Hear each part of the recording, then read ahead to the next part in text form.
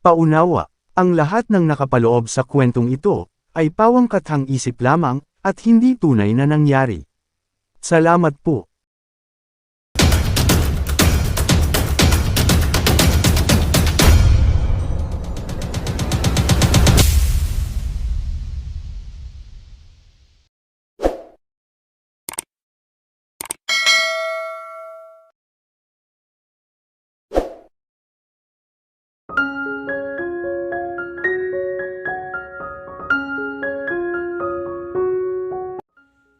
Kinapa ni Mia ang switch ng ilaw sa kusina. Binuhay niya iyon. 11:30 na ng gabi. Hindi siya makatulog, kaya naisipan niyang bumaba sa kusina para kumuha ng gatas. Mula sa rep, ay kinuha niya ang karton ng gatas at naglagay siya sa baso. Ibabalik na sana niya ang karton ng gatas nang may marinig siyang nagsalita sa kanyang likuran. Gising ka pa? Halos lumundag sa pagkagulat si Mia. Dumulas mula sa kamay niya ang hawak na baso at nahulog iyon sa sahig. Nagkapera-peraso ang baso at kumalat ang gatas sa marmol na sahig. Halos hindi niya nadinig ang pagkahulog ng baso sa sahig dahil sa lakas ng tibok na kanyang puso. Nasa likuran niya si Andrew. Nakasuot lamang ito ng boxer shorts at walang pang itaas sa suot. Sandali siyang natilihan and for a long moment, she couldn't move. Bahagya na niyang maisip na kailangan niyang damputin at linisin ang basong nabasag. It seemed that her pounding heart was the only capable of movement. Nakita niya ang mga mata nito na naglakbay sa kanyang katawan. Huminto ang tingin nito sa kanyang dibdib at maya-maya ay bumaba iyon patungo sa kanyang hita. Suddenly, hindi agad naisip ni Mia na nakasuot lang pala siya ng oversized t-shirt. Bahagya lang itong lumampas sa panties niya.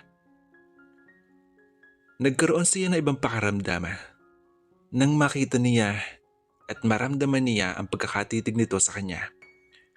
Hindi dahil sa maiksing t-shirt na suot niya, kundi may pakaramdam siyang may higit pang nakikita si Andrew kaysa sa nakikita mismo ng mga mata nito. Ginulat mo naman ako. Finally, nagsalita siya. Bigla ay tuyong-tuyo ang lalamunan niya. Umangat pabalik sa mukha niya ang mga mata nito. I'm sorry. Hindi ko sinasadyang gulatin ka. Nalilito pa rin sa nararamdaman.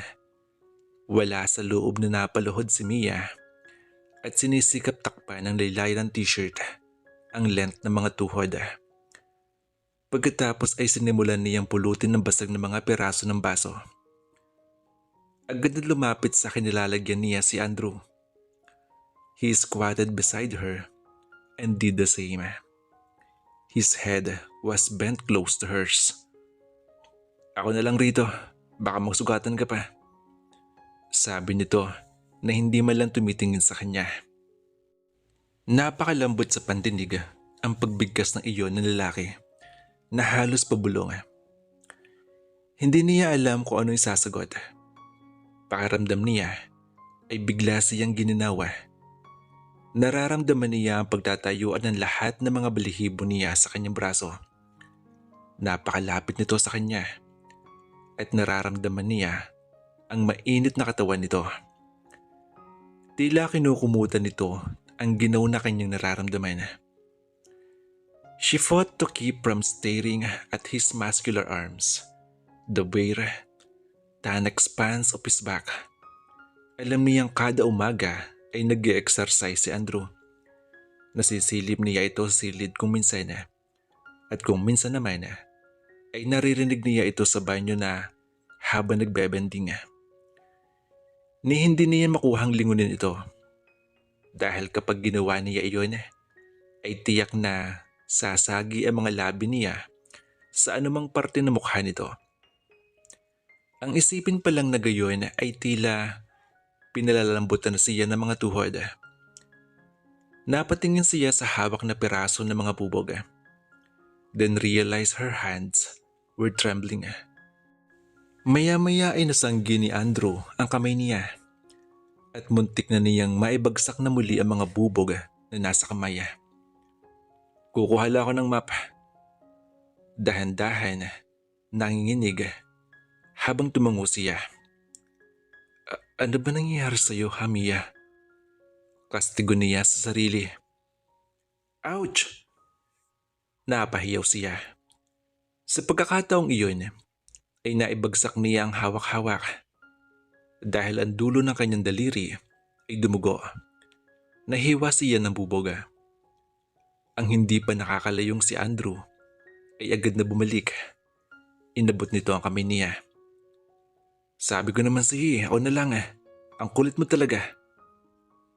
Isinubo nito sa bibig ang dulo ng kanyang daliri at bahagyan sinipsip ang dugo na lumbas doon. Malakas na napasinghap si Mia. Nanlaki ang kanyang mga mata. Marahas niyang binawi ang kamay. Anong ginagawa mo? Si Andrew ay hindi agad sumagot. Nakatitig lang sa kanya na stantya niya ay parang natuka ng ahas. Kung sa pagkakahila niyang bigla sa kamay niya o sa ano pa man ay hindi niya alam.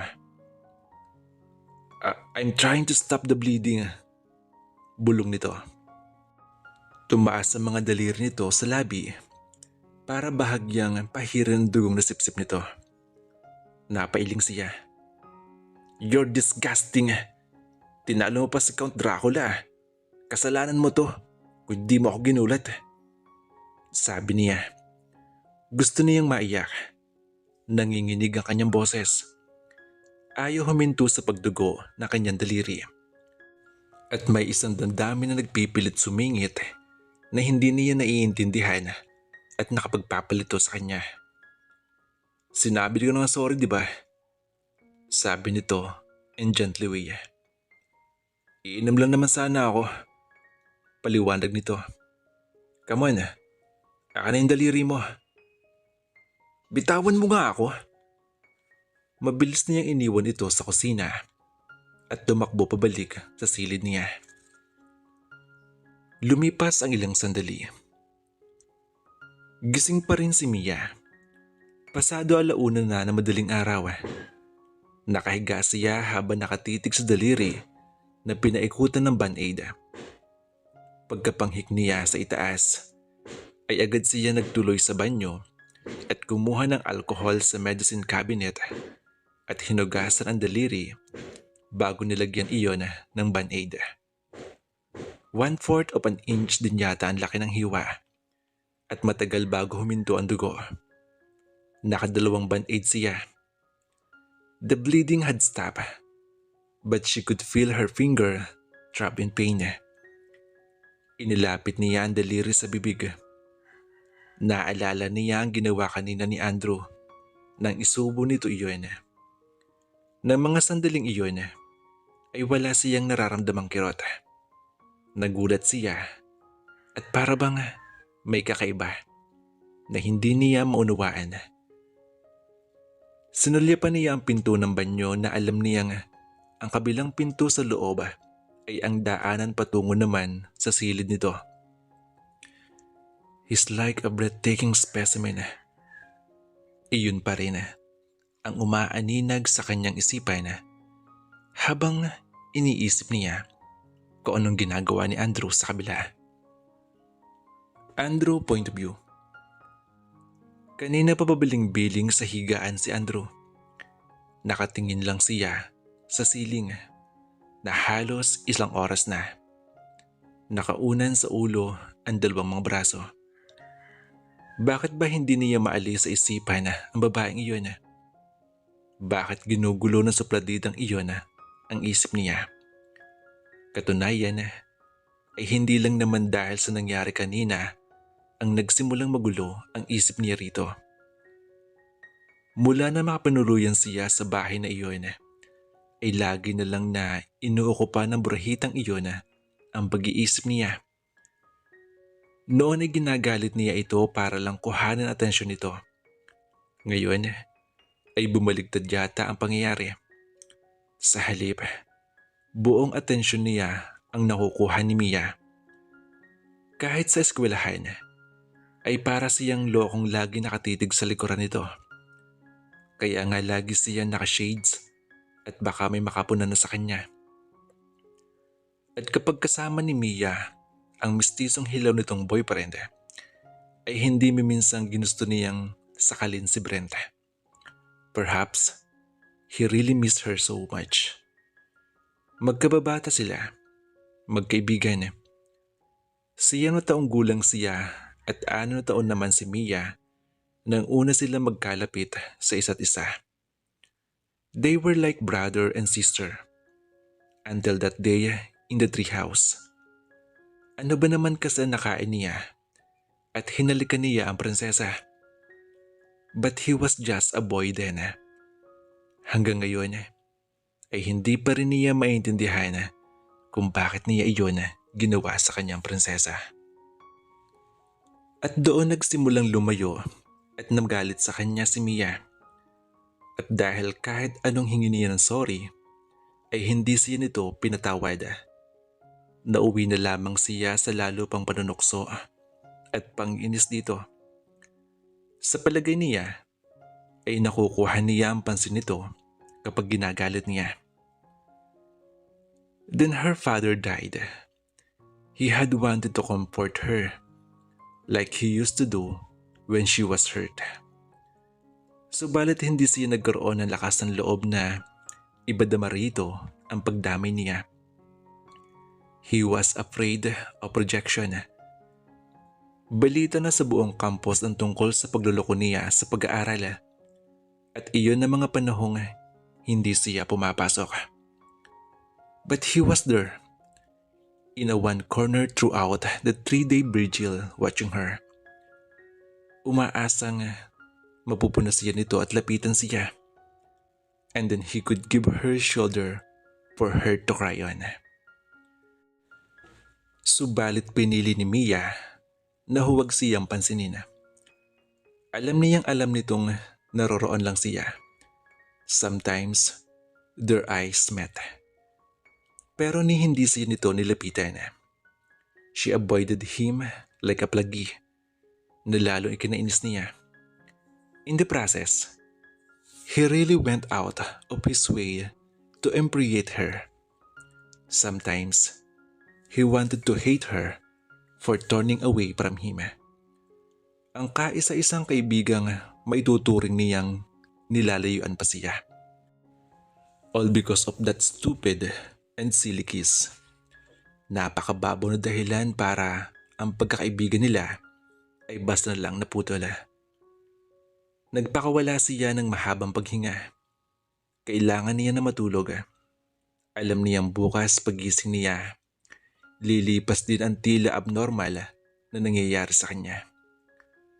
Ang nararamdaman niya ay dala lamang ng pananabik niya rito sa nakalipas na mga taon. And Lord, he really missed her so much. His friend, his little sister. They were so near and yet so far. He squeezed his eyes shut, but he kept seeing that oversized t-shirt na hindi naman mukhang oversized dahil nakahantad ng kabuuan ng mga binti nito. He could even smell the perfume she wore. Sweet but subtle. Nagbunat siya ng mga mata. He glanced at the door that connected to her bedroom. Lumipas ang ilang araw. Siguro pwede ka na umuwi. Ani ni Andrew kay Cathy nang i-off niya ang Laserdisc player.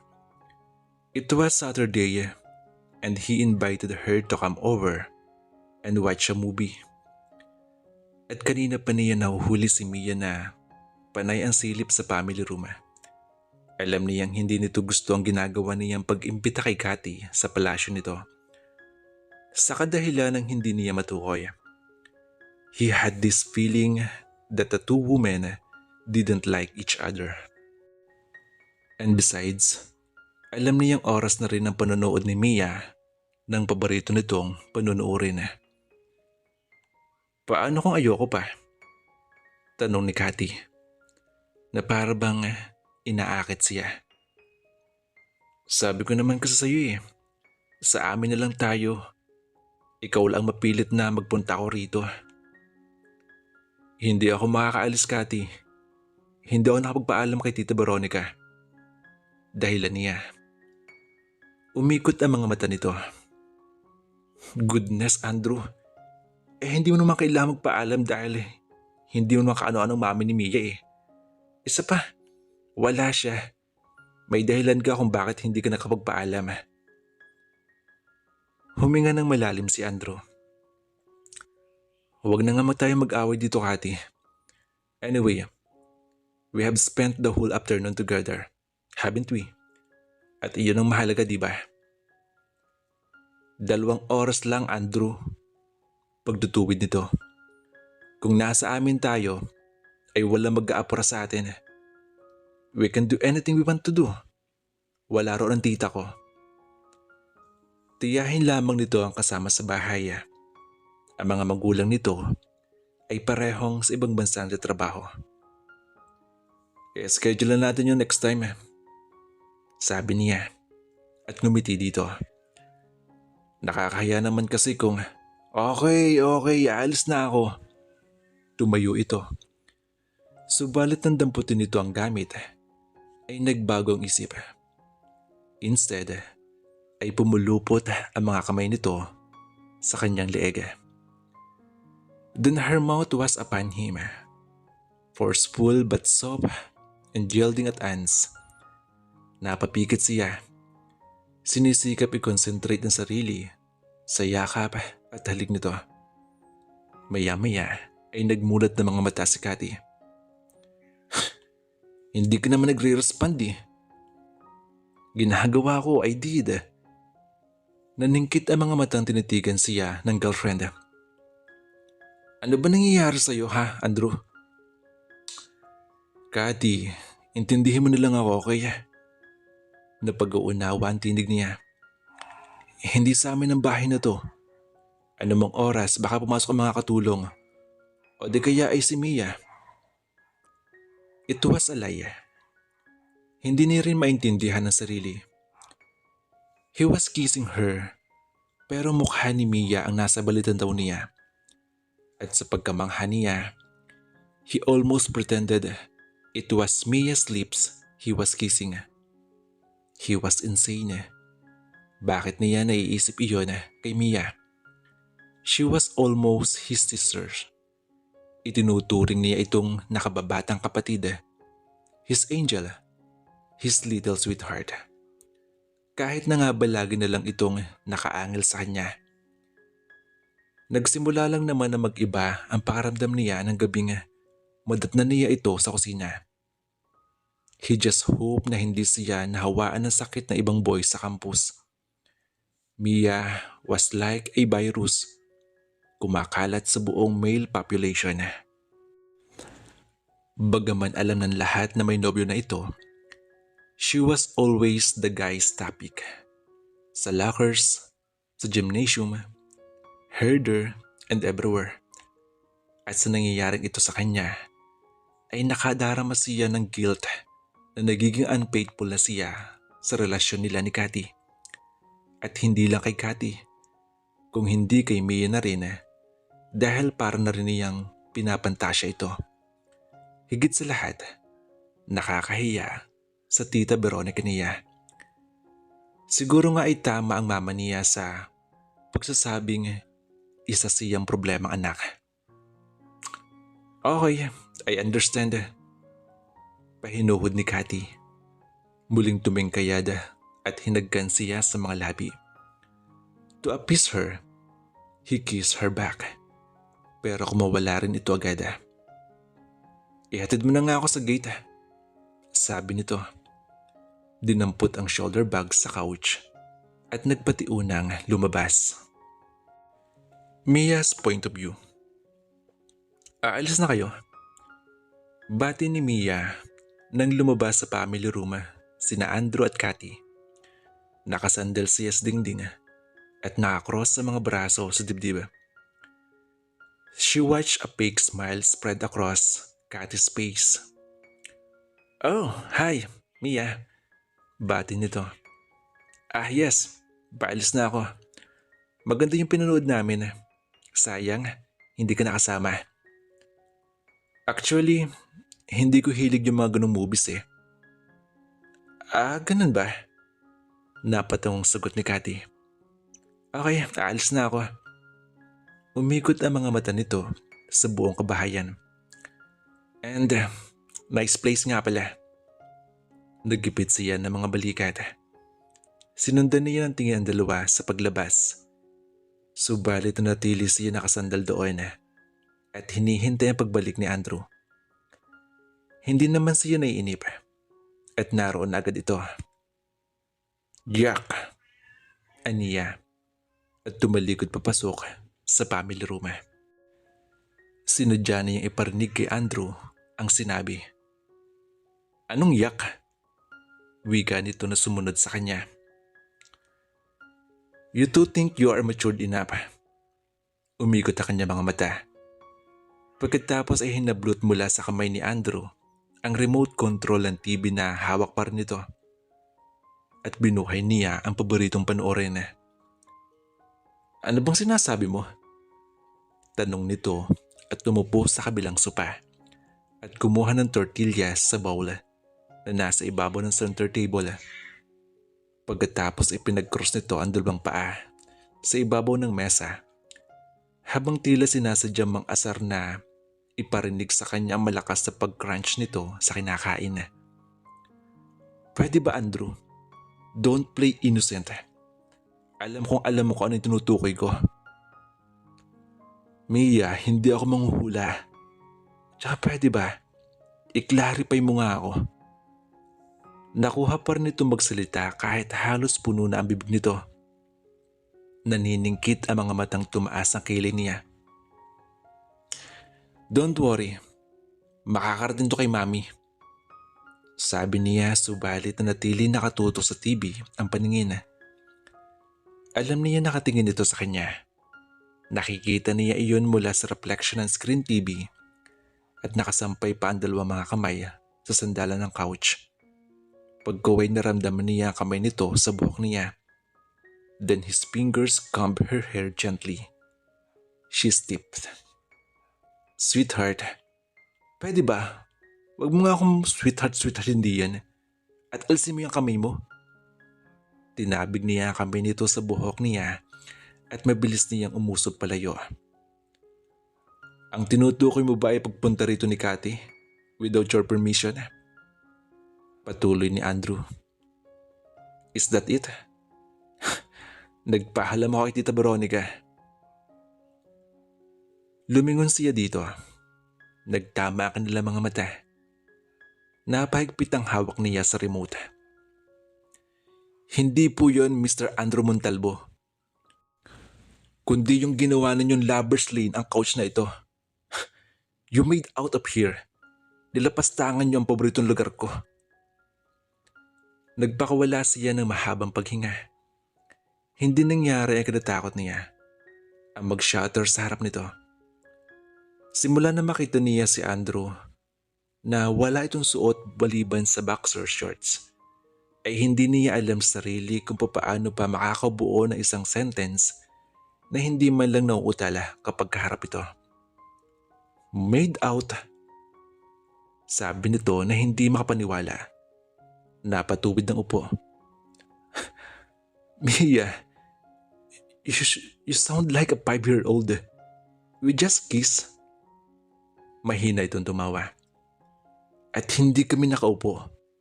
Sa pagkakatanda ko'y nakatayo na kami pareho. Nahakpan ko si Cathy.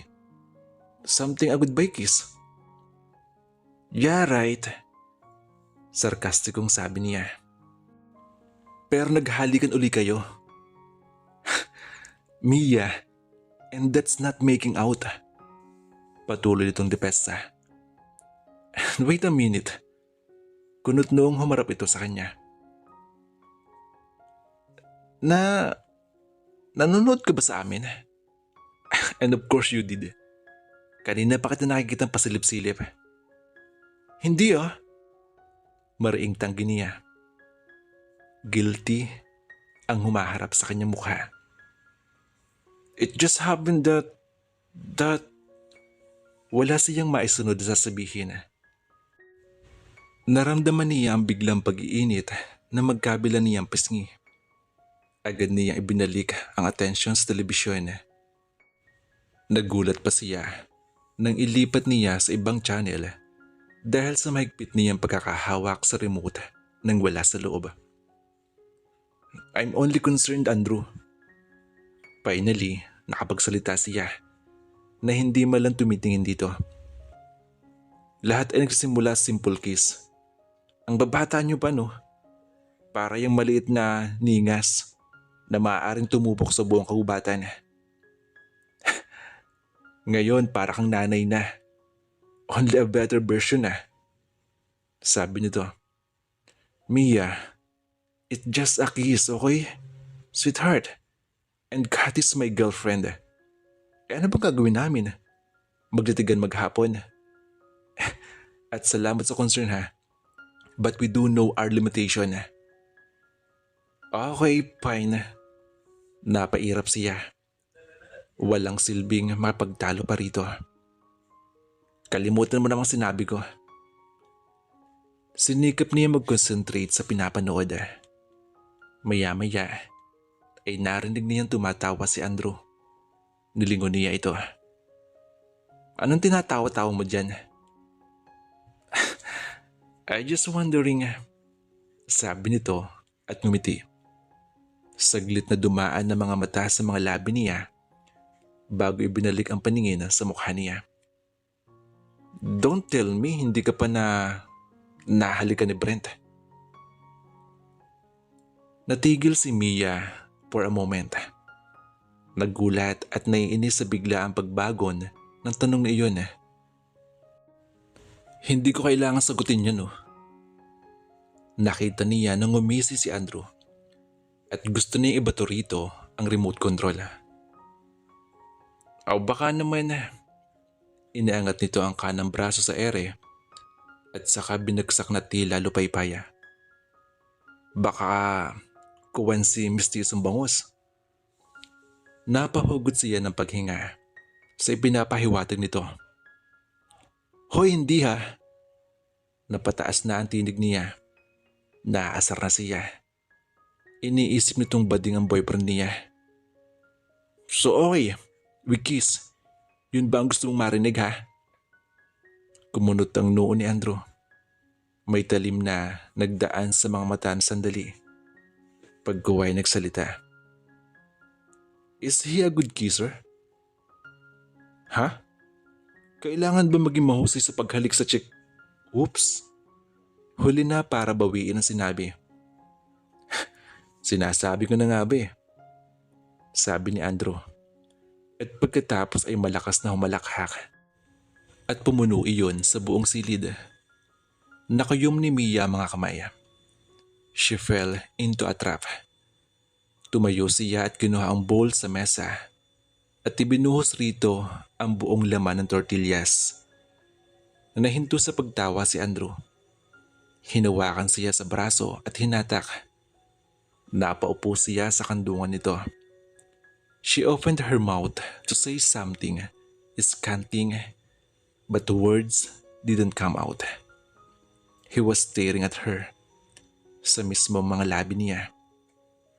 And tortilla chips was all over his head and some in his face. Sweetheart, sabi nito. Susun-susun na kaba ni Mia. Pakaramdam niya ay mababasag ang dibdib niya. At wala siyang maisip na gawin kundi ang itulak ito at mabilis na tumayo. Wala nakakatawa roon na. Wika niya na namaywang. Hoping that her voice didn't quiver. Hindi ako nakapaghalikan dahil 16 pa lang ako. At mapapatay ako ni Mami kung malalaman niya ginagawa ko rin ginagawa niyo ni Kati. Padabog na humakbang siya patungo sa pinto. Kailangan niyang umalis sa lugar na iyon. Kung hindi, baka siya ay lumapaypay sa higa. "Hey, sweetheart!" Tawag nito sa kanya. Tumigil siya. Muling lumingon. Hindi dahil sa pagtawag sa ginawa nito. It was about the way he had called her. There was something in his voice na nagpangyaring napalingon siya rito. "So, ako pala ang nakahalik sa'yo. Diyan sa mga labi mo." Wika nito sa bababang tinig na nagpatayo ng mga pinong balahibo niya. "Couldn't forget it, love." "Ewan ko sa'yo, I hate you," sabi niya dito at padabog na iniwan ang lalaki sa salas. Lumipas ang ilang araw. Nakapangalumbabang nakaupo sa bleacher si Mia at pinapanood ang basketball practice ng team na Brent. Nakatutok ang mga mata niya sa mga naglalaro, pero wala roon ang isip niya. Paulit-ulit na inire-replay sa isip ang sinabi ni Andrew. Ang lalaking iyon. Ang tagal-tagal na nangyari ang eksenang iyon. She was only 9 years old and one of her life's most embarrassing moment. Bakit kailangang ipaalala nito gayong isa iyon sa mga dahilan kung bakit hindi na siya napagbati rito pagkatapos? Napapikit siya. It wasn't even a kiss. It was nothing. At ang nakapagtataka pa ay hindi na siya muli pang tinutudyo ni Andrew matapos ang pangyayaring iyon sa kusina. Kung nagkakasalubong sila sa hagdanan ay haya at hello lang ang sinasabi at saka nagmamadaling bumaba. Kung nagkakaharap man sila sa pagkain, he was a civil. Ang totoo ay pinagpapasalamat niya iyon. At the same time ay ipinagtataka niya. Maliban na lang nitong nakaraang Sabado nang ipaalala nito sa kanya ang halik na iyon. "Hey, are you alright?" Bahagya pang napapidlag si Mia. Nasa harap niya sa Brent. Sa dalawang mga kamay ay hawak ang bola. Puno ng pawis ang katawan at mukha. "Oh, hi," aniya. At agad nang umiti. "Kailangan natin mag-usap," ana ni Brent, na hindi hinihintay pa na makasagot siya sa una nitong tanong. "About what?" Nakita niya ang pagbuka ng mga labi ni Brent. Ngunit walang tinig na lumalabas mula roon. Para nag-aalangan sa sasabihin. "Hey, ano ba yun? At maupo ka naman na hindi ako makatingala sa iyo," aniya. May ilang beses itong tumikhim bago nagsalita. "Mia, listen," ani ni Brent sa alanganin tinig. Seryoso ang anyo nito at may ilang beses na nagbuntong hininga. Somehow she knew something unpleasant was coming. If only because Brent used her name, nasa andal na tawagan nila sa isa't isa. Nagbigay iyon ng kakaibang kislot sa kanyang dibdib. Nagpatuloy ito. I want to tell you that I need time and space." Kumunot ang noo niya. Naggipit balikat siya sa narinig. Para bang mauubusan siya ng hangin sa kanyang dibdib. Sinalubong niya ang tingin ni Brent. Ngunit ito na rin ang unang umiwas. "You need time and space?" Ulit at bulong niya sa sarili. It was a clear implication that Brent wanted to end their relationship. Sandaling naagaw ang atensyon niya nang sa dulo ng kanyang mga mata ay matanaw ang mga barkada ni Brent na naka-standby sa pagpasok sa men's locker room.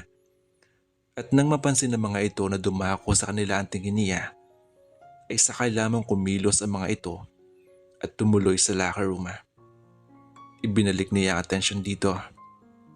Ang sinasabi ba nito sa kanya ay udyok ng mga barkada nito? Tumayo siya mula sa pagkakaupo. Hindi niya hayaang pagmukhaing gaga ang sarili sa harap nito. Tinanguan niya si Brenda. Okay, if that is what you want. Aniya sa tinig na tila baliwala sa kanya ang nangyari. Okay lang sa'yo? Hindi makapaniwalang usal nito. Sure, you can have all the time and space in the world, Brenda. Pagkatapos ay tumalikod siya at umalis sa gymnasium na iyon na nakataas ang noo kahit masama ang loob. Lumipas ang mahabang oras. Bakit? Ano do dahilan? Tanong ni Ann sa kabilang linya. Ang kaibigan agad ang una niyang tinawagan nang makauwi siya ng bahay dahil nauna na ito habang siya ay nasa school pa. Hindi ko nga alam eh. Ang sabi niya, I need time and space. Sabi niya at naalala niya kung paano ang pagbigkas ni Brent sa dialogue na iyon. Iyon lang sinabi niya sa akin. Pero ano raw dahilan? Kailangan may valid reason yun. Tsaka, couple kayo, di ba? Siguro, may iba siyang babae. Wala akong ideya, hindi ko alam. Tsaka, hindi na ako nagtanong pa sa kanya. Nagmadali ako lumuwas doon. Dahil alam kong sandaling iyon ay alam ng mga barkada niya na nakipag-break si Brent sa akin. At gusto ko ipakita sa kanila na wala akong pakialam. Time and space lang naman eh. Hindi naman nakipag-break sa'yo si Brent, di ba? Pangonsola ni Anna. Lokohin pa ako. Iyon din yun, no? Oh, Mia, I'm sorry. Sabi ni Anna. I'm not. You are not what? Ano ibig mo sabihin? Hindi ka nasasaktan? Ibinagsak ni Mia ang sarili sa paghiga sa couch. Mahabang paghinga ang pinakawalan niya. Hindi ko alam eh. Aniya. At muli nagbuntong hininga. Kinakapa ko pa nga ang damdamin ko eh. But one thing is sure, my pride's hurt. Boys don't dump me. It's the other way around. Sabi niya in arrogantly way. Iyon ang totoo. She was supposed to be hurt. Pero ang pinagtataka niya ay hindi. She was angry. Dahil ang ego niya ay tinapakan ni Brent sa mismong harap na kaibigan nito. I'm pretty sure na topic tomorrow sa campus ang Mia-Brent breakup. Patuloy ni Anna. Sinabi mo pa. Masama ang loob niyang sagot. Para yatang hindi niya kayang harapin ang mga kaibigan at classmate niya. Ilang sandali na natapos ang pag-uusap nilang dalawa ni Anna, ay nanatili pa rin siyang ganong ayos. Nakatitig sa kisame. She frowned. Noticed for the first time that the paint was cracked and dry. Sasabihin niya sa mami niya na kailangan mag-repaint. Then she shut her eyes tightly. At galit siya. Dapat ay heartbroken siya dahil napag-break ang nobyo niya. Pero ito, at sa lahat ba naman ng panahon, ay ngayon pa niya napunang kailangan na magpinta ng kisame ang mami niya. She must be crazy. Napaungol siya.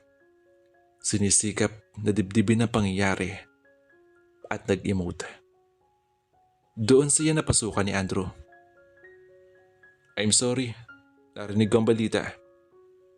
Tumingin siya dito at napatingala. Nasa ulunan niya si Andrew at nakayuko sa kanya. Nag-aalala mukha nito habang nakatitig sa kanya. Gusto kong sapukin ang mistisong hilaw na yon. Wika nito.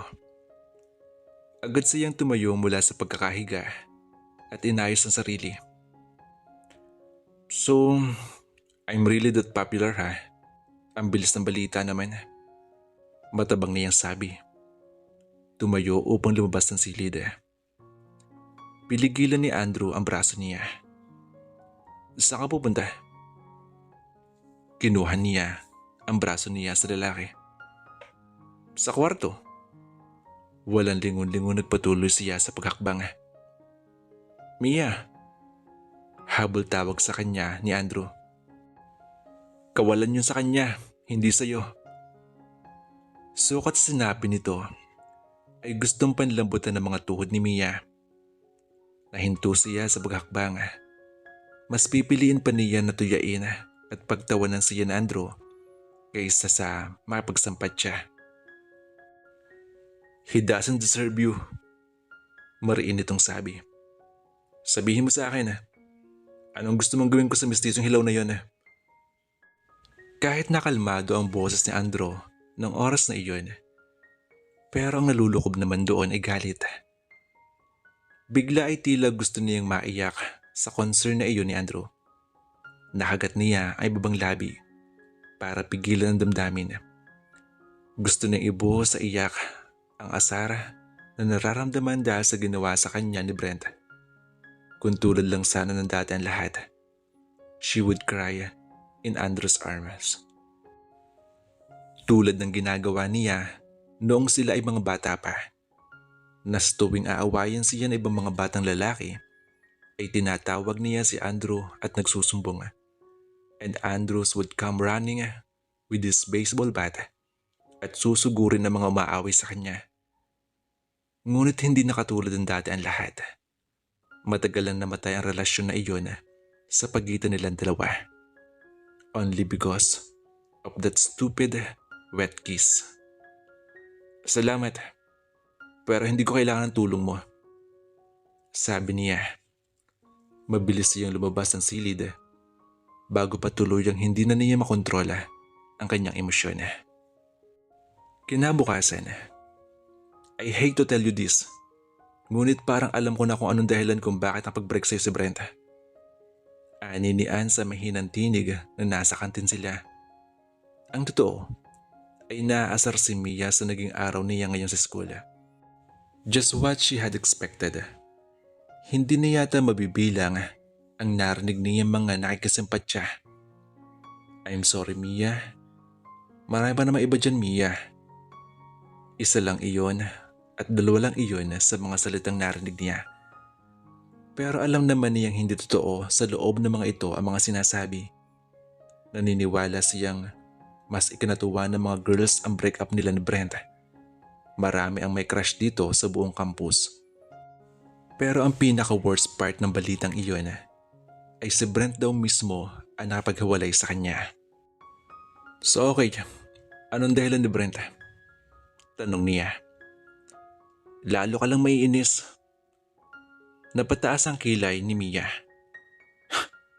Like I could feel any worse. Kaya please sabihin mo na. Okay, listen. Months from now on, we're gonna be in college. So, and do you know who's gonna be in college, right? Patuloy ni Ann. Women. College women. Ito na mismo ang sumagot sa sariling tanong. Kaya sila magbubarkada na ipinaplano mapag-break sa kanilang high school girlfriends because they will soon gonna meet college women. How pathetic. Naiiling na sabi niya. Could be. Ani ni Ann. Kung hindi ko rin na lamang pinopormahan ni Brent yung Miss SIC noong nakarang taon na nasa engineering department. That totally got her attention. Paano mo nalaman? Ay di ka Christian, sagot nito. Hindi sinasadyang narinig niya usapan ng grupo ni Brent sa locker room. Hindi naman naisip ni Christian na seryoso mga ito. Not until hindi na nito tinapos pa ang sasabihin. Napakapit ito ng mga balikat. Ang totoo, malimit ko makita si Brent sa college department nito mga huling araw. Hindi ko binigibang kahulugan yun, no? Bumuntong hininga si Mia at inilagay ang kanyang mga things sa bag niya. Tumayo na siya at inilagay ang bag sa kanyang shoulder. Kailangan ko ng hangin. Mia, hindi ko sinasadya na siraan yung araw mo. Tumawa siya. Kahapon pa sira ang araw ko. Anyway, salamat dahil sinabi mo niya sa akin. He is starting to get into my nerve. Gusto ko pa tuloy na ipagpasalamat na break na kami. Eh ako rin naman susog ni Ana. And you know what, Mia? Ipakita mo sa lahat na baliwala sa iyo ang nangyari. Huwag mo ipakita na natalo ka. Make him sorry. Ano sa palagay niya? Si Brad Pitt siya? Napangiti siya sa pagkaramay ng kaibigan. Pagkatapos ay napatingin siya sa malayo. Make him sorry? Nagbagkit sa isip niya ang sinabing iyon ni Ana. Why not? Napangiti siya sa naisip.